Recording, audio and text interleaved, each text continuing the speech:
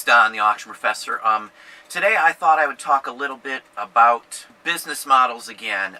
With summer here, a lot of people are having sales issues. I see it all across the platforms, the boards, on Facebook groups, even here on YouTube. Your sales are all going to depend on what you sell, how you sell them, and many other little factors that can affect that. But they're all factors that you can address and work on. Again, you're already into the summer area right now. We're really bordering on summer. Most people's kids are out of school or getting out of school within the next couple of weeks. You're really in the high point going into summer, so it might be a little harder for you to fix them for immediately. This is going to be a process, and you're going to be looking for residual income for items you're listing. That's what you want to do, is build up a huge base of items and a huge stock in your store. This is how we get it to work for us, and this is how most people that we do know that do eBay and do the same thing we do, this is what they do. They will build up a huge amount of items in their store, and their inventory will be a residual basis of income for them. So if I list 100 items today, and I've talked about this before, I may sell 3, 4, 5, 6 tonight of the items I just listed. And then tomorrow I might sell a few more of those, and a few more the next day, and a few more the next day, and then it's just going to stagger on through there. And every day, if you're listing 100 new items, you're going to sell some right away. Hopefully you got good items. And once you sell them right away, you're going to continue to get sales from that 100 that you list on any given day of the week throughout the time that you have them up. So I sell stuff that I've had up for weeks and months and years, or days and hours even. It just depends on what you have. Your goal is obviously to be able to sell the majority of items you get for a decent profit. For us, I would say it's at least 95 to 98% of everything we get to turn around and resell, we sell at a really good profit, at least doubling our money for the most part on literally 95 to 98% of the items. There are a few items that we do lose very, very, very rarely. That's because we do our research. We try and stick to the areas we know, and if we don't know them, we're doing our research before we actually do that purchase. And we are very confident, whoever's purchasing, whether it's me or the wife or one of the kids or somebody's buying something to turn around and resell, we're confident it's going to sell for us. So we don't worry when we do buy something. Or we bought it in such a big lot, there's just no way we're going to lose money on it because we paid nothing for it. That's the philosophy, that's the approach you have to take. You know, research everything and take that approach. Without research, you're just dead in the water. A lot of people see the videos and everybody's talking about you're going to make $10,000 a month and it's just going to be this easy. You're going to sell so many pairs of jeans, you get 1,000 items up and boom, you're going to be making some money. eBay is a very hard job to get into to start with. Once you've done it for a little while and you have a base, your residual income coming in, you're going to be able to, relax and have a better life. But it takes a long time to get to that point. It took us almost 2 years to be able to relax once we hit a 10,000 or so mark on listings. And, each day after that, it gets easier and easier because we have more and more items up. And that's how we look at labor and, expenses and things like that. You've got to decide for yourself at what point, can you not handle it on your own, and maybe you should bring somebody else in to raise your income even higher. When you're listing 100 items a day and you sell 5, 6 of these, and you might make $100, $200, $300, $400 in the same day that you list them, you can afford to spend $100 in that day for, labor. It's a no-brainer. So if you can't afford that, that's where your draw point is. That's where you need to decide on, do you have enough stuff to qualify to bring an employee in to increase your sales? Everybody's not going to want to bring an employee in. It just might be husband and wife team to start with. That's how me and my wife got into this. She wasn't into the eBay at first, but we got into some of the older items, and she loves the old cards and stuff like that. So she's gotten into it. She enjoys it. She helps with the artwork that we do. We started as just me to start with, and then the wife, and then the kids, and then it's expanded to, 4 more people besides the family that we pay for as well. And that's worked tremendously well for us. It's not for everybody. You have to have people you can trust, people that are, reliable. For us, they're friends of my sons, both of my 2 sons. Their friends work for us. They're over at our house all the time anyway, even before they worked for us. And, they saw what we did, and they liked all the stuff around the house. So, it was a good win for us. Everybody's not going to be able to do that, but that doesn't mean you can't still get employees that are good. It's just a matter of talking to them and getting the right person for the job. But you know, there's a point you have to decide on how you can expand your business. We run it out of a small area for the most part. You know, the area that I film in here is just one of 3 areas, pretty much the same size. I'm in a, I don't know, maybe it's a 18 by 18 foot cube, basically, is what I'm in right now. And it's all lined with shelves all the way around, except there's one window here. Everything we do is maximized for space. It's kind of hard. I'd show you a little better in the area, but it's a really tight space. There's maybe this much room. There's probably just enough room to get the chair in and out, you know, and slide in. And we literally did that to take up every inch that you can. So everything you do, whether it's designing your area to working on, you know, your setup or whatever you're going to do in store, you maximize space. You maximize everything for running it small like we do. But you can still make a ton of money doing it. You can do large quantity of items if they're the right items. Again, I'd never be able to do this with clothing. Never. It would never happen. I'd have to have warehouses. And once you go into another building outside your facility, outside wherever you're running it out, whether it's out of your house, your expenses are doubled pretty much immediately. So no matter what, if you have a bad month or something and you're not having a stockpile of funds in the bank to cover this, you could be dead in the water. And that's a big risk for a lot of people that just jump out and want to run a warehouse or anything like that. Obviously, there's many people that need a warehouse and know what they're doing, and they're going to be great at it, and they're, you know, maybe even way bigger than me by far. You know, I might just be a small potato to some of these people, but you know, $250,000 a year is nothing to laugh at, you know, and that's about what we run right now. So, you know, it just depends on the space you have, what you sell, and that's going to help you in success. You know, don't run any expenses when you're doing this that you don't need, like running into a warehouse and renting the space. Give up your garage if that's what you have to do. Give up a room that you're not using. Move stuff out of a room in the basement or the garage, wherever you can do it. That's what you want to do. Save money. Big thing. And then spend the money where you can spend it that's going to increase your sales. And again, back to labor for just a few minutes here. Like labor, as I said, if I have somebody working so many hours a day, they're going to get so many items an hour done. I don't have a set say, hey, you need to get this many done.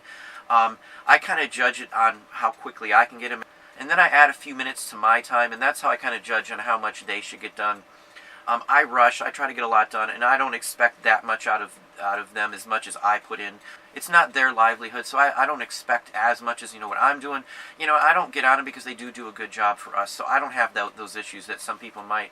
I like it all under our control, so I wouldn't, you know, contract out the work or anything. I like to be able to, you know, address the issues right there while they're happening. I like to be able to look at stuff before, you know, it's too late and things like that. So I don't do any of the virtual assistants or any of that stuff.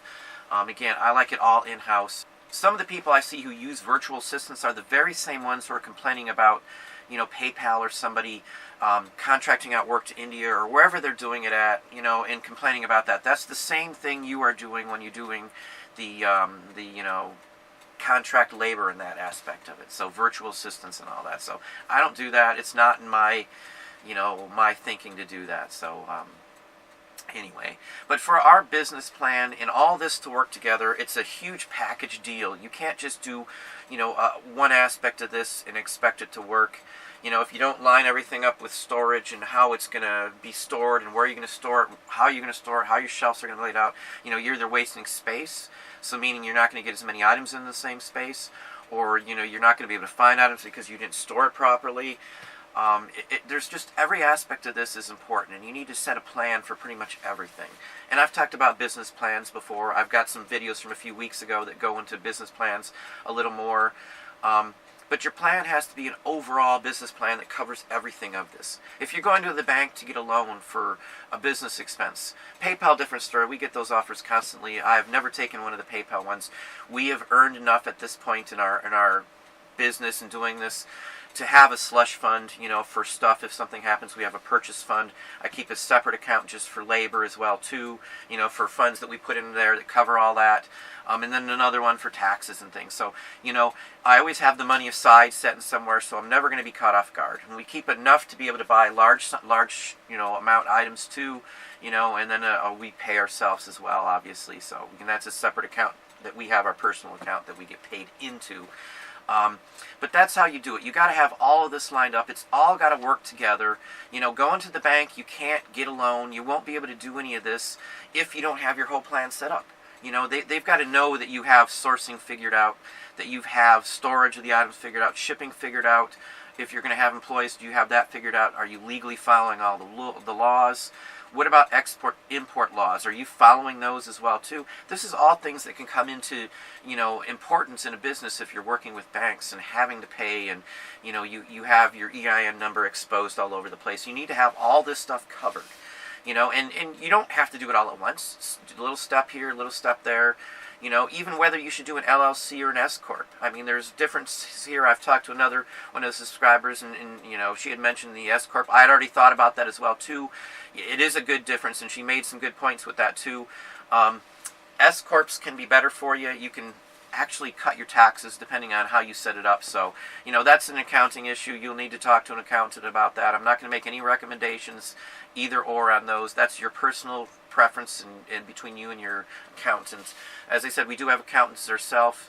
I would never go into this again without doing that again. That's something else you're not going to get a loan for. If your business is at a certain level and you don't have an accountant doing it to state that, hey, you've got somebody certified handling your taxes, you probably won't get the loan either. So I look at it from a standpoint, how do I do my business? Am I going to be able to get a loan or help from a bank or anything else by the way I run my business? Or rent a facility, or whatever the case may be. You could run into issues renting a warehouse because your business isn't, financially stable or organized properly. And again, this can all hurt your feedback. Without good feedback, you're not going to sell the items. I hear all the time, I looked at someone's page the other day. They asked me to take a quick look at it. So I looked at their store and I went over it. Their feedback wasn't that good, and that's a big part of what their problems are right now. Maybe in the winter when there's more people buying the items that they sell, it might have been easier for them. But now that it's not, the people that are buying the same items, they sell mostly clothing and some books and things like that, the common stuff that you see across YouTube and on eBay. They're just selling what everybody else is selling. So their feedback being even, a 0.4 off of, 100%, it was 99.6. There was people selling the exact same items in I don't know how many cases. I spent a few minutes looking at their account. So for me, it was just a couple minutes, but for them it was a huge eye-opener. I pointed out, and you can look at, other people's ended sales and see who sold what basis on their feedback versus yours. Now maybe I'll do a video and show you some of this too, specifically. But your feedback is important, and it means a lot. And that's one reason I don't do drop ship, because I don't want to kill any feedback for length of time of delivery. You can't fight one of those if it meant that it took 2 weeks to send an item out, or if it was out of stock, you're getting a ding. That's just how it is. And for me, again, as I said, if you sell $100,000 worth of drop ship, you may only make $5,000 on that, at the most. And that's a lot of time and energy, and typing in and ordering these items and shipping them, hoping nothing happens and hoping nothing's out. There's a lot more to it. It works for many people. I don't doubt it. It's just not my thing.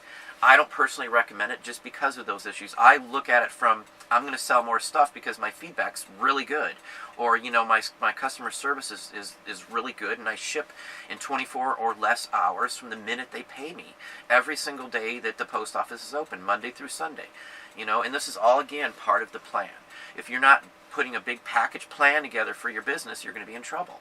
It even goes to, I stabbed myself with an X-Acto blade, almost to the bone. It was bleeding for, a long time. I almost went to the hospital. I probably should have had a stitch or two, but, it was late at night, and I was working. I was trying to get some stuff done, and I just wrapped it up and waited the hour or whatever for it to stop bleeding. But had I needed stitches, and I'm doing something like this, you're handling vintage items. There's a chance you're getting cut or scratched. You could get tetanus and need shots, and whatever else the case may be. You need a business owner's policy. If any of this merchandise in here is something that someone could get hurt on, I could get sued. I need a business owner's policy. And again, this all comes into that whole aspect. Could I get a loan? Is my business stable? Am I financially sound? Am I following proper procedures for the real corporate world to do this? So, a business owner's policy is part of that. And it's if you're just starting off, you might be able to get one for $75 to $100 a month. If you're doing $5,000 a month, it's a drop in the bucket to save yourself the whole loss of all your business. You know, you could lose everything. You could sell something that was recalled and you didn't know it, and then boom, you're in a lawsuit. Somebody could get hurt from that item. These are common things that happen all the time, every day of the week. Type in lawsuit in a Google search, lawsuit from product, lawsuit from eBay, lawsuit. You can find hundreds and hundreds of those. If you're consigning people's merchandise and selling their merchandise that you don't own technically, you could be liable for whatever you're selling for them. You know, if you're even drop shipping, you could be sued from drop shipping. So if you're drop shipping, I would most definitely have some sort of BOP, a business owner's policy, and cover yourself. You know, you've got car insurance for the very same reason. I wouldn't drive anywhere without car insurance. If somebody hits me, which I've had happen, my car was totaled by somebody. You know, I was in the hospital for a while. I understand that you need all of this. The insurance covers you wherever you're at. Renter's insurance as well. With the business owner's policy, if you're running it out of your house, you can include the facility, your house. You can include, you know, your shelving, your computers, and loss of actual time. Let's say someone stole your stuff or broke in your house and damaged it, or there was a fire. You can get reimbursement for lost wages based on your routine income coming in. So if you're doing, you know, $12,000-15,000 a month, and all of a sudden you have no income because of fire or something, you're screwed. So, you know, that's why we have it for one. I don't want any lapse in income. You know, this is our full-fledged 100% business, and hopefully for the rest of our life, this is what we're doing. This is my calling. This is what I love. This is why I talk about it. This is all I do. This is my full-time life, is doing eBay, internet, and selling stuff and drawing and artwork and expanding our business. That's our whole goal. That's all we do, is expand anytime, anywhere we can. And that's what you need to do. That's part of our plan. That's how we do it. That all works in with what we do, what I've called my 90-day plan. We buy a ton of stuff. I don't list it sometimes for 90 days. And that, again, this is how I do it. I have the ability to do this. I have little to nothing in the items I buy. I've got a big amount of you know, back funding for my items, you know, from our profits from this. Everything we get goes back into it. You know, I don't buy anything really flashy. I don't, you know, spend a ton of fortune. You know, we love cooking, you know, here together. Me and the wife cook stuff together all the time. You know, and I'm not a big spender, so I'm not worried about stuff like that. I'm not flashy at all. You know, maybe I'm not your type of YouTuber. That's fine. You know, I understand. Everybody has different tastes. But this is how I am. I'm not going to be that way. You know, I'm not going to go. I don't do a lot of what the other people do. I don't dumpster dive or anything like that. Nothing wrong with it. I don't, you know, do any of the, you know, trash pickups or anything like that. I like watching the videos, so don't get me wrong. There's nothing wrong with it. That's just not me. I'm you know, I'm just not that type of person. So, you know, this is how I am, and this is how I got to be where I am at. You've got to have the plan in order. You've got to have a way to fix things. If you don't, you got to be able to look at it. You got to be able to track everything. Again, this is a huge package or deal. And everything you're doing now is building residual income, which I've talked about earlier in this video. I've talked about it in the past in other videos. If you've just started watching or you're new to the channel, I've got a ton of videos. There's, I think, 120 or so up now. I've talked about many different topics. I've got a lot of haul videos for things that you may have never seen or knew that were worth money. So please go back and take a look and look through some of the other videos. But this is literally, we started from nothing. You know, we started with the goals of me graduating, you know, college with a master's. The same thing for my wife. We both have master's degrees. And we thought we'd just get, you know, a nice job outside. It's not that way. The society and the economics are totally changed these days. And this just kind of fell in our lap doing it this way, running the internet businesses. And it's worked for us. It can work for anybody if you know and you keep track and you pay attention and you research and you do your homework on this. It's something that anybody could do that has the mentality and the drive to do this. You know, you're not just going to make money instantly just because other YouTubers or other people are telling you you're going to sell so many items, you're just going to make $10,000 a month, and boom, you're making $100,000 a year, you know, right off the bat. It just doesn't work that way. This is hard work. It takes a long time, and you got to build those residual sales up. Keep increasing your sales count so you have so many more listings each day of the week. List 50 items a day if that's all you can do. If you're going to do this full-time, you got to work full-time. Don't just lax off. Put in 10-hour days, Monday through Friday, if that's what it takes. If you got to do Saturday and Sunday to pick up the increase in sales, do it. If you got to do 20 days in a row working, you know, in a month, do it. That's what it's going to take you to do this, to get you where you want to go. The more you do it, the longer days you work, the longer hours you work, the more hours and days in a row you work, the quicker this is going to happen for you. You've got to get that stuff up, and not just anything. You can't just throw something out there. Not everything's going to sell. It's got to be something somebody wants. You can't just sell junk on eBay or Amazon. And a lot of these other sites that are selling stuff on, Poshmark and all these other places, we don't do as good on those at all, and probably will never do as good. If you look at where the top sales come from, are Amazon and eBay, and they're by far outrank every other one, almost, 2, 3, 4, 5, 10 to 1. So, those are the two markets you're going to have to hit to make this work too. You can't put all your eggs in one basket, my boss always used to say. Get your ducks in a row, meaning you have everything lined up to know how you're going to do this and what your plans are. Even if your plans aren't you don't know if they're going to work or not, at least have the plans there, and then you can change them if they don't work, or alter them, or steer them in a different direction. Again, our plan was never to do this, but once we realized we could make a ton of money doing this, we wrote it all out and figured it out really quickly, because we wanted to move on that right away before the market changed or something, and to advance our income so we could afford to do this, as opposed to being forced to take a job because we don't have enough running or income coming in to pay our bills. So, that's just what we have. Those are some words of advice. The honest words. This is what we did. This is the hard work that we put in. Again, I still sometimes do 60, 70 hours a week. But again, it's not locked in work. I'm not working for somebody else. It's all income coming into me. To me, it's like a treasure hunt day.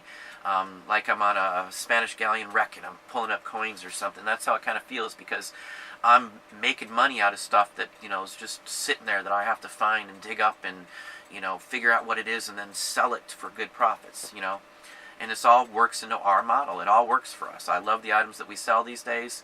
I love seeing the stuff that I used to see when I was a kid, and old toys and stuff that my father had and my mother had, and just vintage items in general. So this works. I love what we do, and I love what we sell. Hopefully you do too. If you don't like what you're doing, this isn't for you. If you don't like the items you sell, again, this isn't for you. If you use clothing to get you to somewhere else, that's perfectly fine, even if you don't like it. But have a goal if that's what you're doing. Don't just have a goal, I got to pay my bills, I hate selling this stuff, I hate doing clothing or whatever. I'm not a big fan of selling clothing, honestly. That's why I only sell the kind of clothing I like. I like neat-looking clothing and shirts and jackets I love. I personally own maybe 25 jackets. Of those, probably 75 or 80% of those are vintage leather. I've got cafe racers, I've got vintage biker, I've got 80s punk, I've got some vintage Harley jackets. I've got a real nice AMC Harley jacket that I wear in some of the videos. It's a brown leather. I've got 3 or 4 Brookses. This is just some of the areas that I like and I get into. So that's the only part of the clothing that I really like the best. But we did it to start off with, to get ourselves into this and to get going, and I thought maybe we could make a career at that, but we decided to steer away when we saw the returns, and boom, here we are. So again, Don the Auction Professor, hopefully you learned something. Please hit the like button below if you enjoyed it, and tell a friend.